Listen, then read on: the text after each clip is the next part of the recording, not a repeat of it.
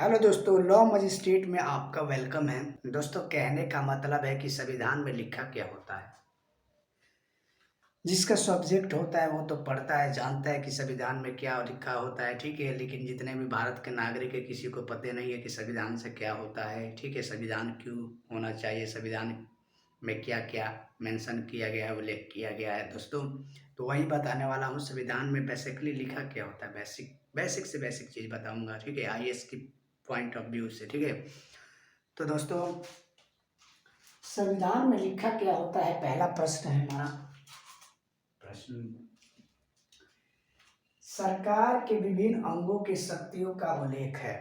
यानी सरकार के जितने अंग है, विभिन्न अंग के शक्तियों का उल्लेख है, माने पावर का उल्लेख है। बताया गया है कि एसपी की पावर कितनी है, डीएसपी की पावर कितनी है, ठीक है। मजिस्ट्रेट की पावर कितनी है, पुलिस की पावर कितनी है, ठीक है। पुलिस क्या कर सकता है, मजिस्ट्रेट क्या कर सकती है, ये सब बताया गया है, ठीक है। यानी शॉर्टकट में आपको बताऊं तो किसकी कितनी पावर है वो निहित की गई है संविधान के द्वारा, ठीक है। संविधान में लिखा गया है। जैसे सरकार के अंग में क्या होता है, फॉर एग्जाम्पल लेजिस्लेचर यानी विधायिका, एग्जीक्यूटिव यानी कार्यपालिका, जुडिशरी, यानी इन तीनों को क्या शक्तियाँ है, क्या कार्य है, सब क्या निहित है, क्या मेंशन की गई है, संविधान बताया गया है, ठीक है दोस्तों।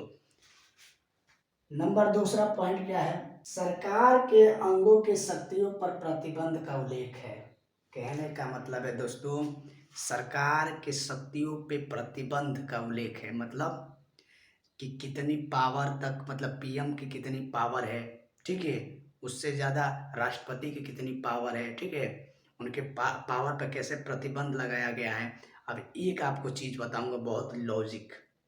मान लीजिए कि संविधान में लिखा गया है कि प्रेसिडेंट के जो जैसे प्रेसिडेंट होते हैं उन पे ना कोई क्रिमिनल केसेस चलेंगे, और नहीं उनको कोई मतलब कोर्ट में, मतलब कोर्ट के द्वारा कोई केसेस एफआईआर लिखी जाएगी उनके ऊपर, ठीक है। क्योंकि अभी because this post is respectable, क्योंकि वो रिस्पेक्टेबल पोस्ट है, ठीक है। अब कहने का मतलब है उसका संविधान में ही कैसे प्रतिबंध लगाया गया है कि अगर जब मान लीजिए क्रिमिनल केस प्रेसिडेंट पे नहीं चला सकते हैं, ठीक है।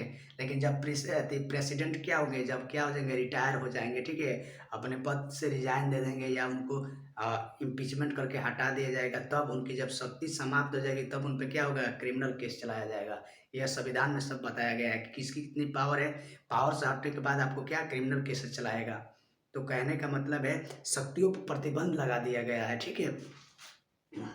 जैसे फॉर एग्जाम्पल क्या क्या करेगा और क्या क्या नहीं करेगा, ठीक है। मतलब क्या क्या पार्लियामेंट करेगी, ठीक है, क्या क्या न्यायाधीश करेगा, क्या क्या पुलिस ऑफिसर करेगा, ये सब उसमें क्या संविधान में बताया गया है। तो